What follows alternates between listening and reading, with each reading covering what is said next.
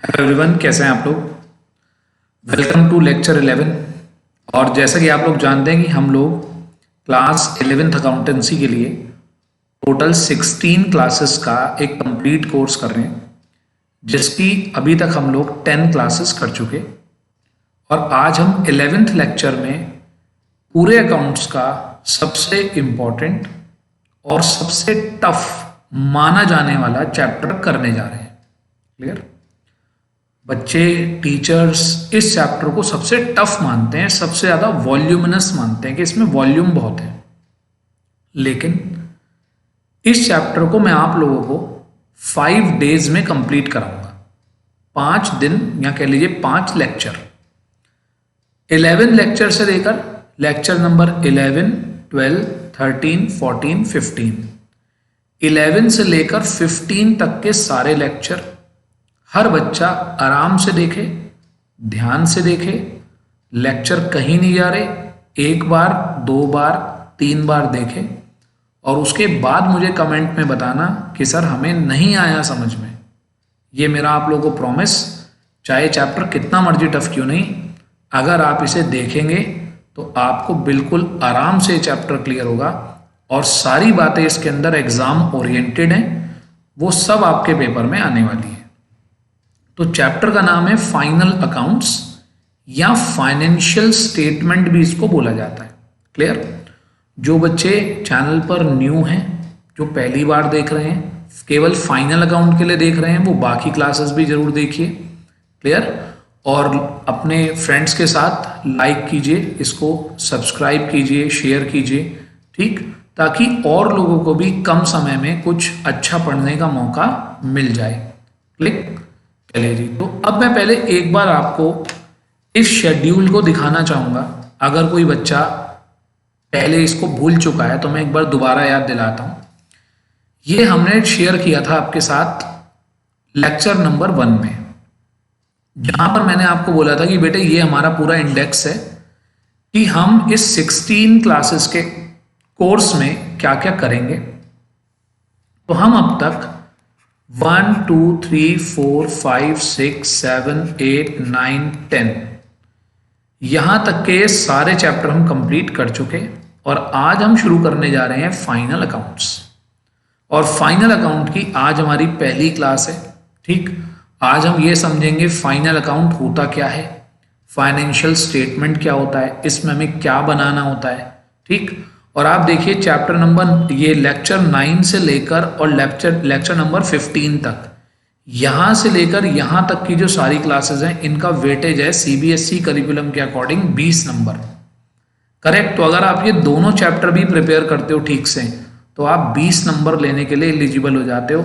Last chapter है computers and accounting, वो भी आपको ऐसा समझाऊंगा कि आपके 8 में से 8 ही नंबर आएंगे, 1 नंबर भी कट नहीं सकता आपका। क्लियर? तो अगर आप में से किसी बच्चे ने प्रीवियस क्लासेस अटेंड नहीं करी हैं, शुरू की 10 क्लासेस आप लोगों की हो चुकी, अगर अटेंड नहीं करी हैं तो प्लीज़ अटेंड करिएगा। ठीक, और यहाँ लिखा हुआ है साफ साफ कि लेक्चर 2, 3, 4 में बिल्स ऑफ एक्सचेंज, और लेक्चर्स की टैग में भी आपको मिल जाएगा, टाइटल में भी आपको लिखा हुआ मिल जाएगा। चलिए, अब सबसे पहले मैं आपसे बात करता हूँ कि सर आप कह रहे हैं इस चैप्टर का नाम है फाइनल अकाउंट्स। सर पहले तो ये बताओ इस चैप्टर का नाम ऐसा क्यों है, फाइनल अकाउंट्स क्यों कहते हैं हम इस चैप्टर को?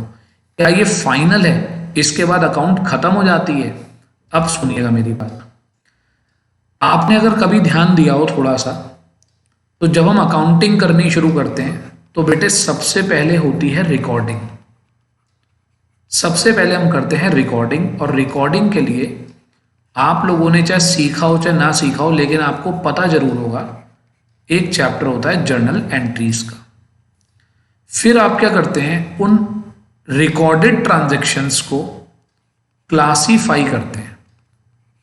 आप करते हैं क्लासिफिकेशन, यानी कि आप क्या बना देते हैं, आप बना देते हैं लेजर, अकाउंट बना देते हैं अलग अलग।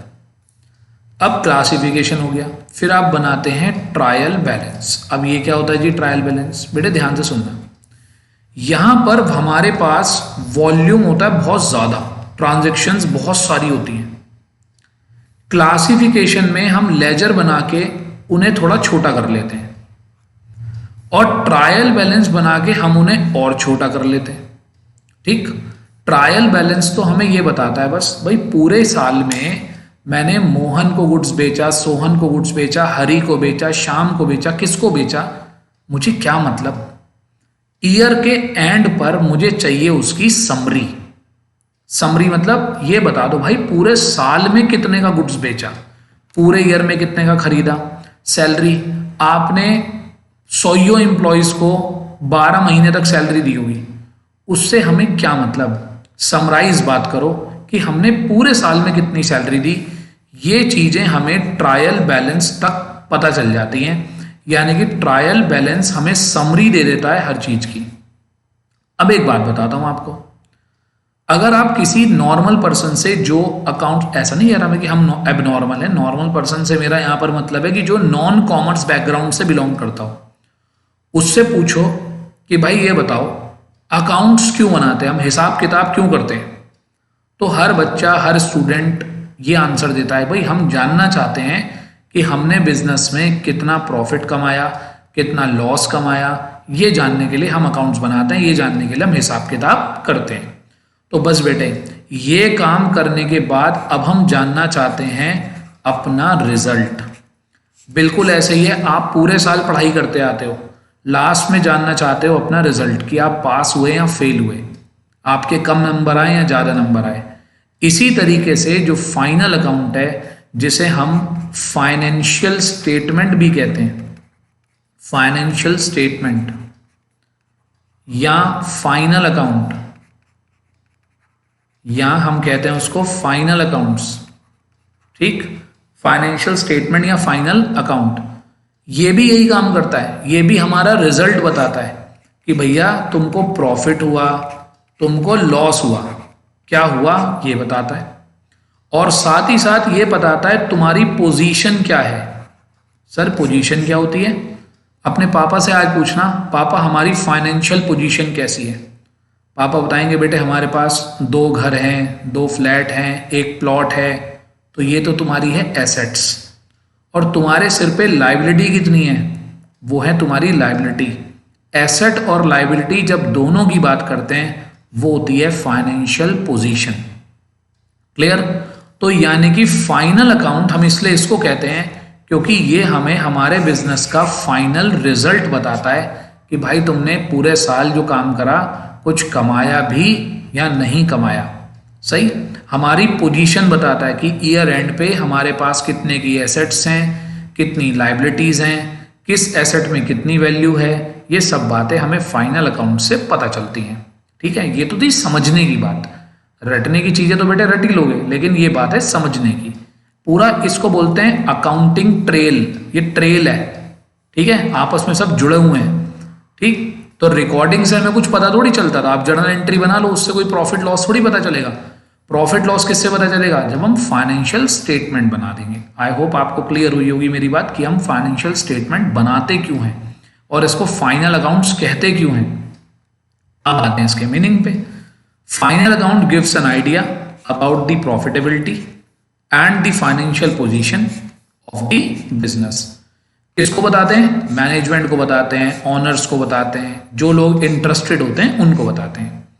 तो जो फाइनेंशियल स्टेटमेंट है वो हमें क्या क्या बताता है, प्रॉफिटेबिलिटी बताता है और फाइनेंशियल पोजीशन बताता है। तो अगर आप लोगों ने इसका समझा हुआ होगा इसको, तो आपको इसका मीनिंग रटने की जरूरत नहीं पड़ेगी, मीनिंग आराम से कर लेंगे इसका, फिर अपने आप लिख कर आ जाओ कि फाइनेंशियल स्टेटमेंट वो स्टेटमेंट होते हैं जो हमें प्रॉफिट या फाइनेंशियल पोजीशन के बारे में बताते हैं। क्लियर, आते हैं आगे।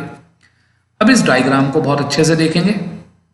फाइनल अकाउंट्स, अभी अभी हमने पढ़ा कि फाइनल अकाउंट्स में हम 2 चीजों पर फोकस करते हैं, प्रॉफिटेबिलिटी और फाइनेंशियल पोजीशन।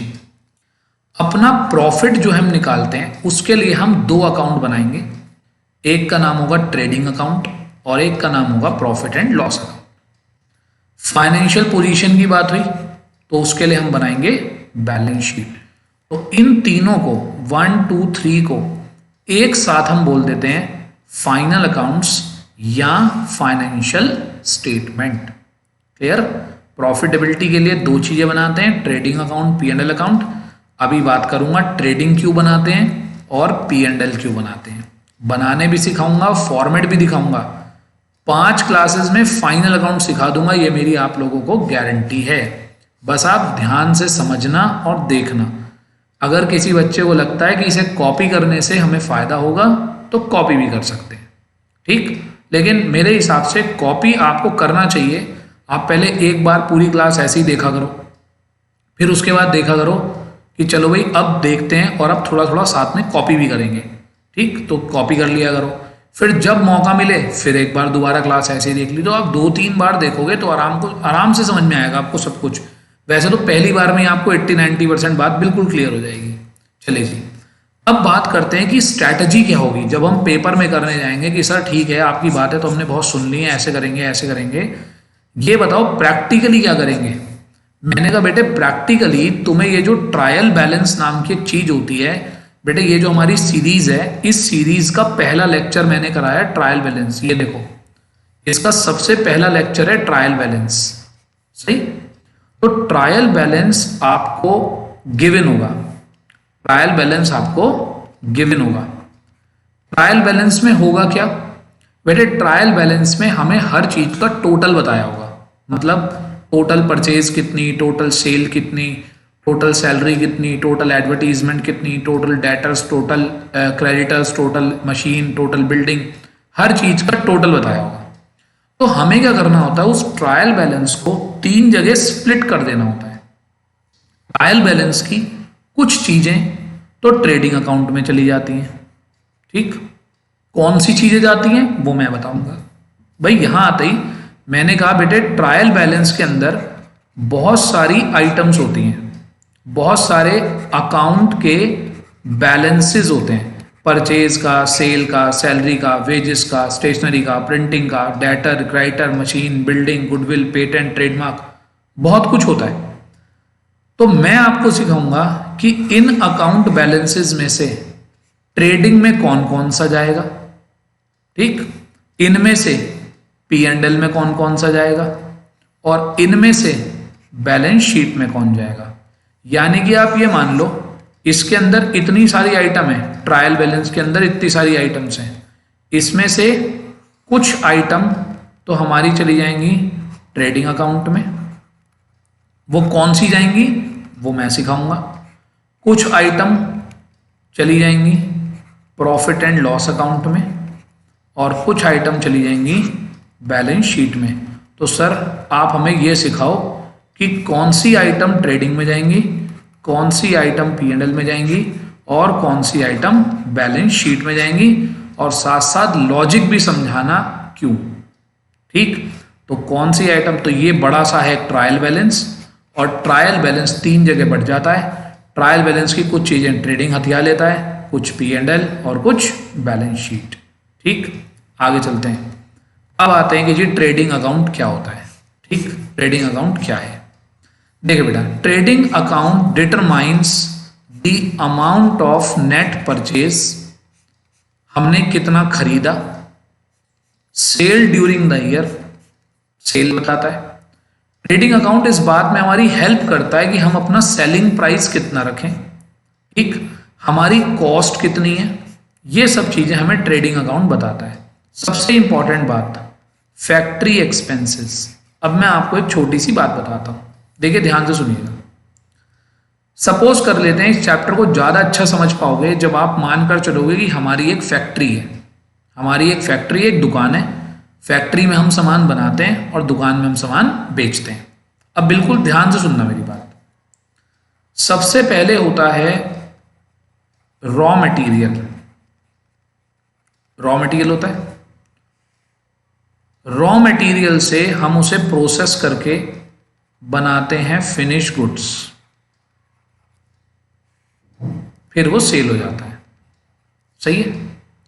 तो आप ये मानिए रॉ मटेरियल से लेकर, रॉ मटेरियल खरीदना, उसे प्रोसेस करना, रॉ मटेरियल से लेकर उसके फिनिश गुड्स बनने तक, ये वाला जो रास्ता है, रॉ मटेरियल खरीदने से लेकर फिनिश गुड्स बनाने तक जो भी एक्सपेंसेस होते हैं सब ट्रेडिंग अकाउंट में आते हैं।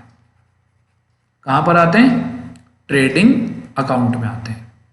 रॉ मटेरियल से लेकर जब तक कोई चीज फिनिश गुड्स नहीं बन जाती तब तक के सारे खर्चे किस में आते हैं? ट्रेडिंग अकाउंट में आते हैं। क्लियर?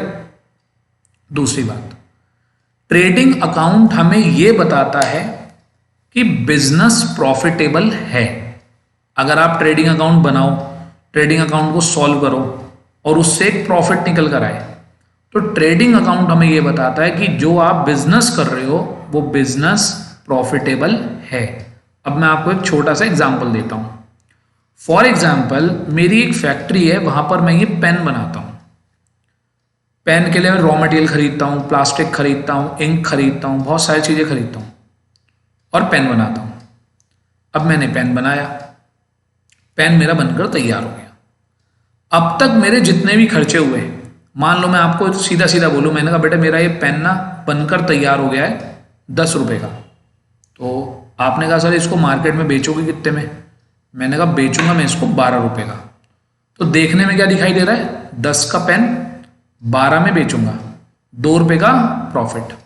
तो बच्चा कहने लगा सर वाह 2 रुपए का प्रॉफिट होगा आपको एक पेन पे। मैंने कहा कहता है एक दिन में सर कितने पेन बिक जाते हैं? मैंने कहा बेटा एक दिन में बिक जाएंगे 10,000 पेन। तो कहता है सर वाह मजा आ गए आपके तो, 10,000 पेन बेचोगे, 2 रुपए का एक पेन पे फायदा, आपको तो रोज का 20,000 का फायदा होगा। मैंने कहा ना बेटे ऐसा नहीं है, पेन बनकर तैयार हो गया उसे बेचूंगा, बनने के बाद भी तो बहुत सारे खर्चे होंगे। जो एडवर्टीजमेंट करूंगा वो खर्चा होगा, वो मैं एक प्रोडक्ट का तो निकाल नहीं सकता। एडवर्टीजमेंट का खर्चा होगा, स्टाफ को सैलरी देनी होगी, इंटरेस्ट देना होगा और बहुत सारे खर्चे होंगे।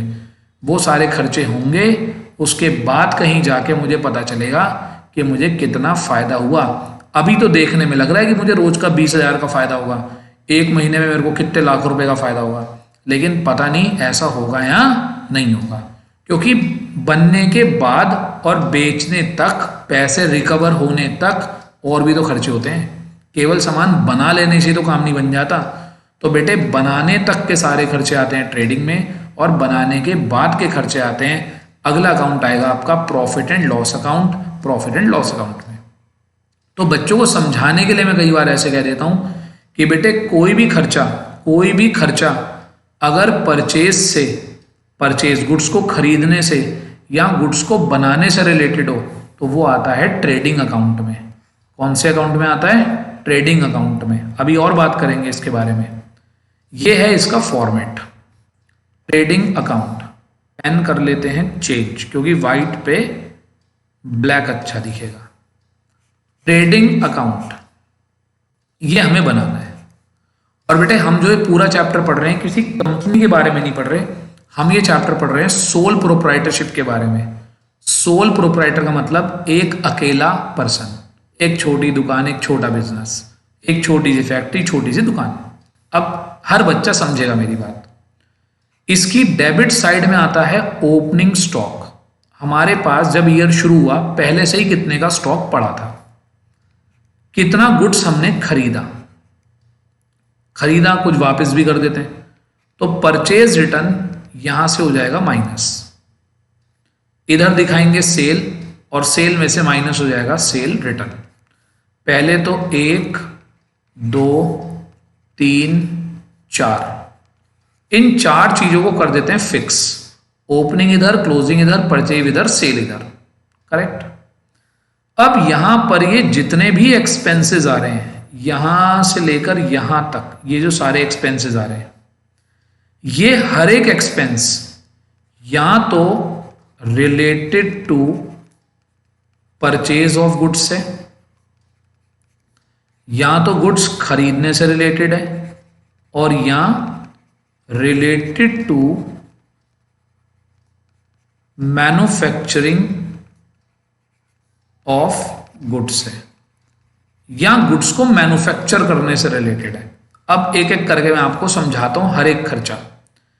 Freight and carriage. बेटे फ्रेट को हिंदी में बोलते हैं भाड़ा, रिक्शे का भाड़ा, ऑटो का भाड़ा।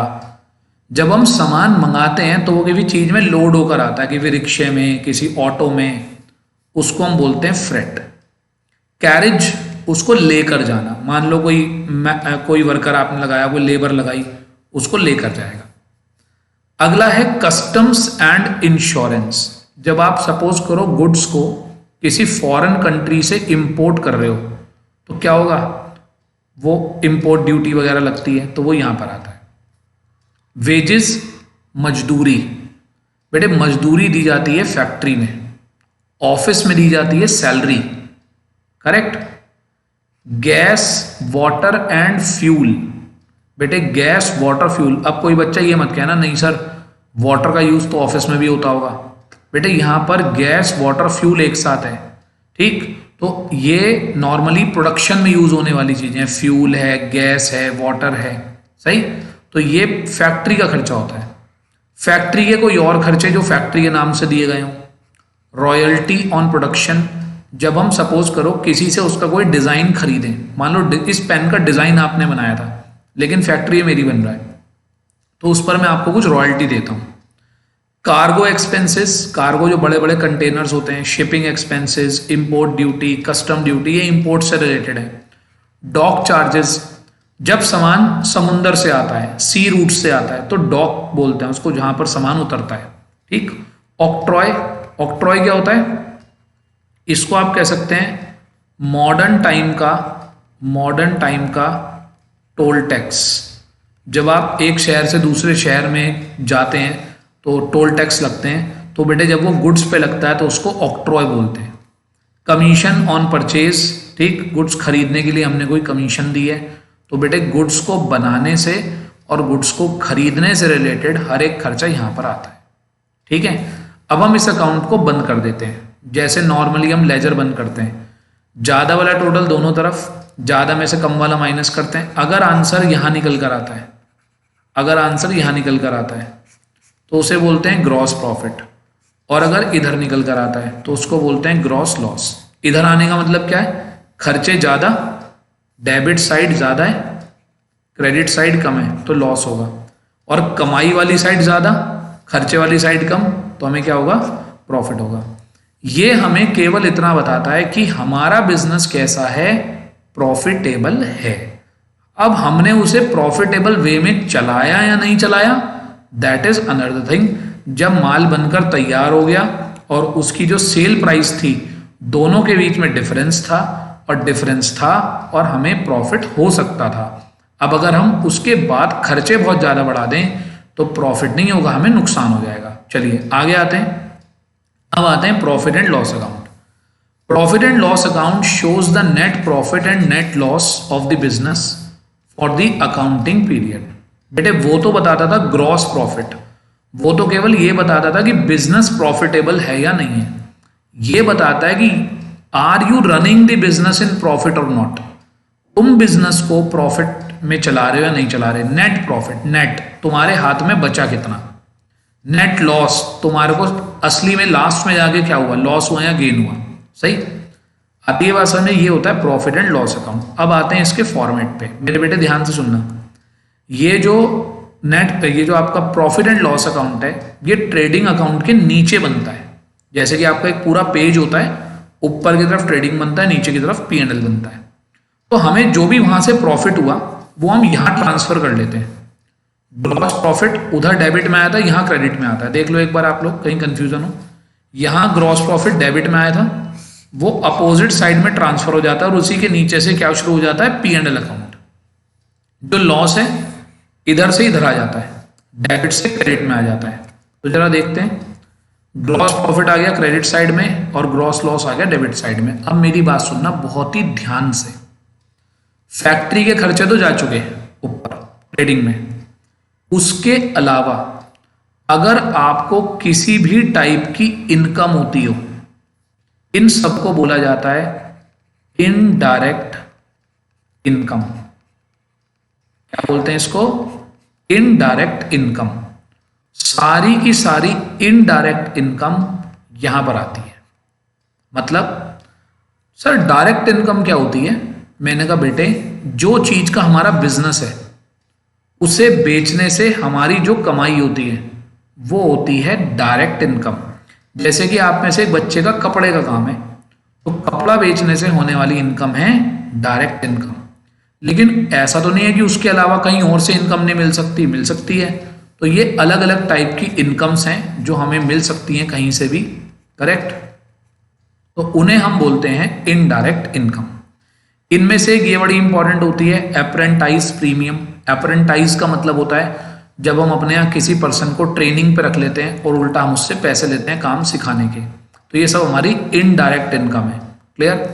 अब इधर आ जाइए, ये सब होते हैं हमारे, एक तो इसे आप ये कह सकते हैं ऑफिस के एक्सपेंसेस, एडमिनिस्ट्रेशन के एक्सपेंसेस, एडमिनिस्ट्रेशन या गुड्स को बेचने से रिलेटेड।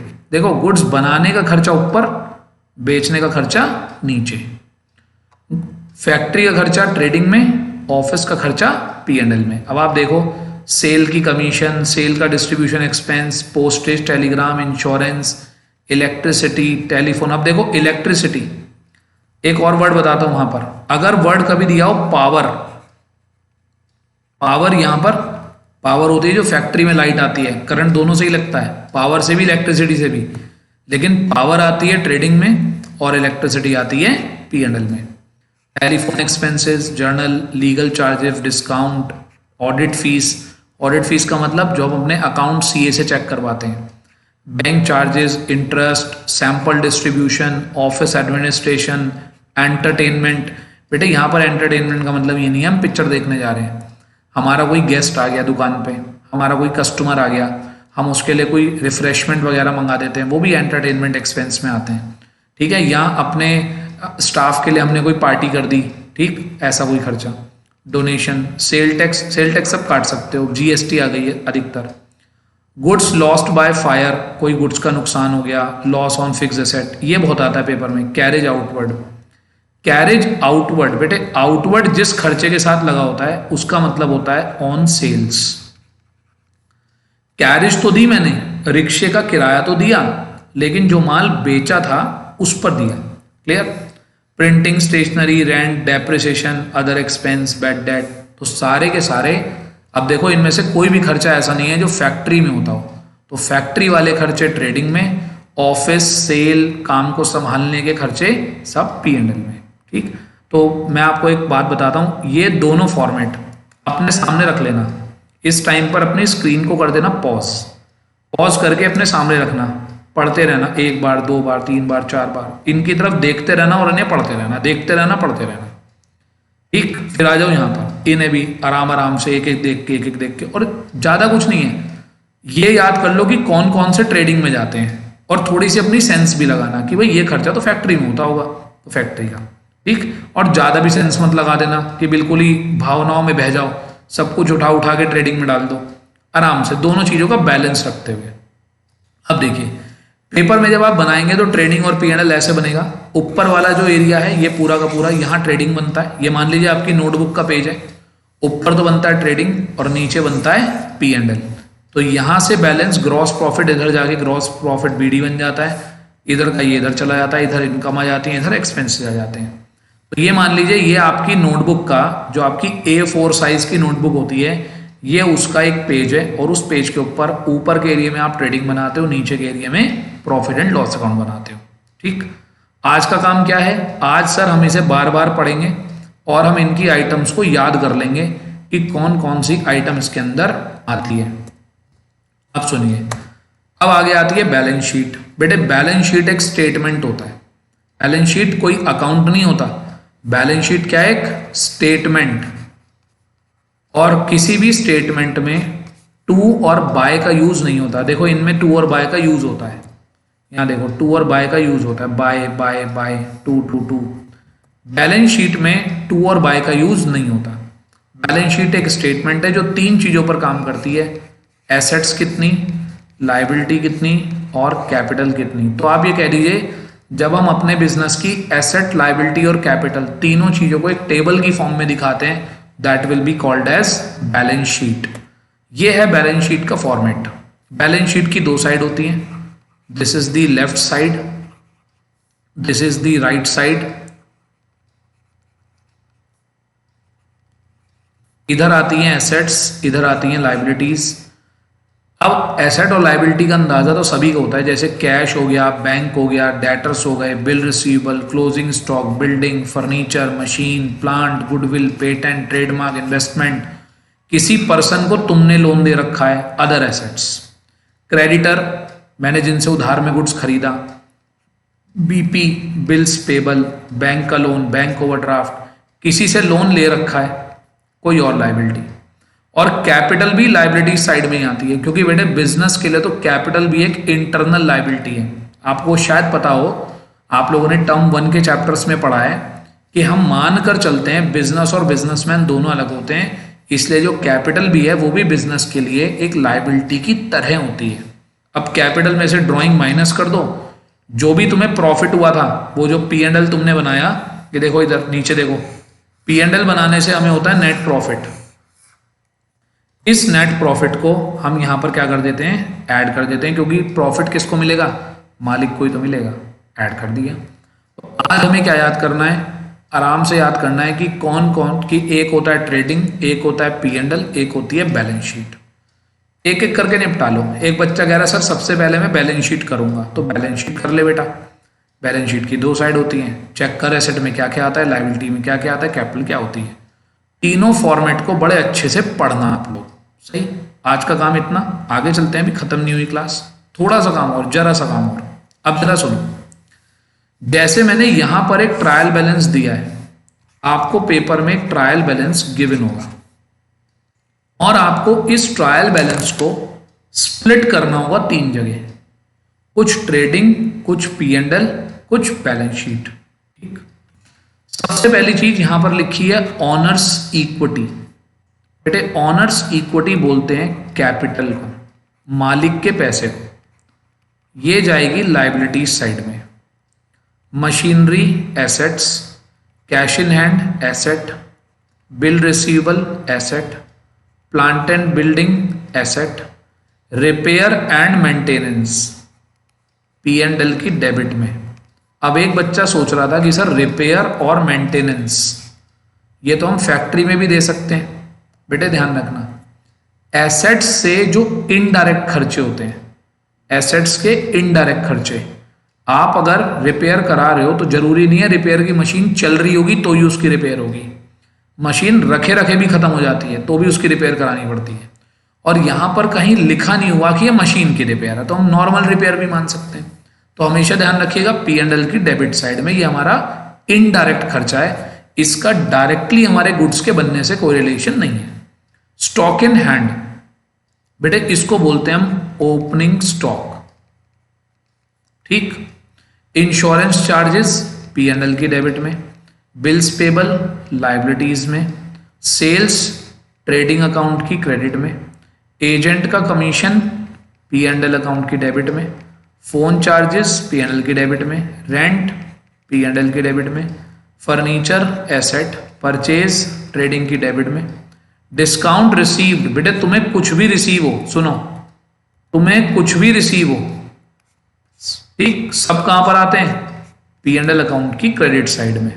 इनडायरेक्ट इनकम होती है तुम्हारी, सेल को छोड़ के हर इनकम क्या है, इनडायरेक्ट इनकम, तो P&L अकाउंट की क्रेडिट साइड में।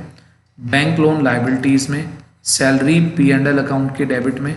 जर्नल रिजर्व क्या होता है बेटे, मालिक ने कुछ पैसे अपने लिए सेव कर रखे हैं, सेव करे हुए पैसों को जर्नल रिजर्व कहते हैं। ये भी मालिक का ही पैसा होता है, इसलिए कहाँ आता है, लाइबिलिटीज साइड में। इंपॉर्टेंट भी लिख लो इस पे। डिस्काउंट हमने दी है तो P&L की डेबिट में। ड्राइंग्स कैपिटल का उल्टा होता है तो कैपिटल में से माइनस। बैड डेट P&L की डेबिट में। इंटरेस्ट रिसीव्ड बताया था, रिसीव्ड तो आंखें बंद करके P&L की क्रेडिट में डाल देना। क्लियर। अगर आपकी बुक हो, आपके पास कोई भी बुक हो, उस बुक के अंदर एक चैप्टर निकालना, यही फाइनल अकाउंट का, उसके अंदर ऐसे ही बहुत सारे ट्रायल बैलेंस दिए होंगे, उन ट्रायल बैलेंस को पढ़ना। कुछ चीजें तो आपको क्लियर होंगी, मशीन एसेट होती है, कैश इन हैंड एसेट होती है, BR एसेट होती है, क्लियर होंगी। कुछ आपको दिखाई देंगे कि यार ये तो समझ में नहीं आ रही, कहाँ जाएगी ये, करेक्ट। तो आप क्या करना, वीडियो खोलना, वीडियो के कमेंट बॉक्स में उन चीज़ों को लिख देना कि सर मुझे इसका ट्रीटमेंट बताओ, ठीक। और साथ में अपना फ़ोन नंबर शेयर कर देना कमेंट बॉक्स में, ठीक, या मेरी ईमेल आईडी पे। ईमेल आईडी मैंने स्टार्टिंग की क्लास में दी हुई है, अगर किसी के पास नहीं है तो अब भी नोट कर लो। SUMITJI191919@gmail.com, ठीक, इस पे भेज देना।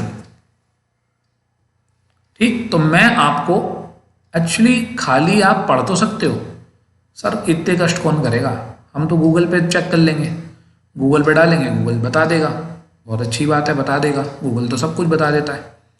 अगर आप अपनी कोई ऐसी क्वेरी जो पर्सनलाइज क्वेरी हो आपकी, अगर वो आप मेरे को भेजोगे तो मैं आपको क्या करूँगा, मैं आपको मैं आपको कॉल नहीं करूँगा, मैं आपके पास एक ऑडियो फाइल भेजूँगा। आप मुझे अपना कॉन्टैक्ट नंबर दे देना, ये मेल में लिख देना, तो मेरे पास से आपको एक ऑडियो फाइल रिसीव होगी। जिस ऑडियो फाइल में मैं उसे खाली आपको बताऊंगा नहीं, मैं आपको बाकायदा एक्सप्लेन करूंगा उसको, उसकी एक्सप्लेनेशन देते हुए कि आप इन फ्यूचर कभी ना भूलें कि वो आइटम कहाँ जानी है, उसका पूरा बैकग्राउंड, उसकी पूरी जन्म कुंडली देते हुए, ठीक है।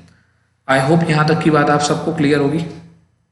यहाँ तक की क्लास अगर आपको क्लियर हो, अच्छी लगी हो, समझ में आई हो, तो चैनल को सब्सक्राइब जरूर कीजिए, शेयर कीजिए अपने फ्रेंड्स के साथ, दूसरों को भी बताइए, ठीक, कि ऐसा कुछ हमें अब यूट्यूब पे मिलने लगा है। जो कुछ पहले से भी बहुत सारे चैनल हैं बेटे, बहुत अच्छा पढ़ाते हैं सब, लेकिन सब में कुछ ना कुछ डिफरेंट होता है। मेरा पढ़ाने का तरीका कुछ और है, किसी का पढ़ाने का तरीका कुछ और है। अगर आपको लगता हो कि ये चैनल आपको कुछ फ़ायदा दे रहा है तो आप सब्सक्राइब कीजिएगा, दूसरों के साथ शेयर कीजिएगा, ठीक, ताकि और अच्छी वीडियोज़ आने वाले टाइम में आप लोगों को मिले। तो यहाँ तक रखते हैं आज की क्लास। आई होप यहाँ तक की बात आपको अच्छे से समझ में आई होगी। एक बार आप क्लास को देखेंगे दोबारा से तो बहुत बढ़िया समझ में आएगा आपको। अगला लेक्चर तभी लेना जब इस क्लास को एक बार बहुत अच्छे से आपने देख लिया, ठीक। ऐसा नहीं कि बस क्लास लेते जा रहे हैं लेकिन हम पढ़ नहीं रहे हैं। 16 क्लास का पूरा कोर्स है, 16 क्लास, और कोई क्लास बेटे ऐसी भी है 15 मिनट की है, कोई क्लास आधे घंटे की है। तो यानी कि अगर आप 16 क्लास की टोटलिंग करोगे ना, तो 16 क्लास की टोटलिंग 8 घंटे भी नहीं बैठेगी पूरी, ठीक। तो 8 घंटे भी नहीं बैठेगा टोटल, और आप ये मानो 8 घंटे में मैं आपको श्योरिटी दे रहा हूँ कि आपका टर्म 2 का एग्जाम बहुत ही बेहतरीन जाएगा, ठीक है। चलिए मिलेंगे नेक्स्ट क्लास में। Thank you, have a nice day.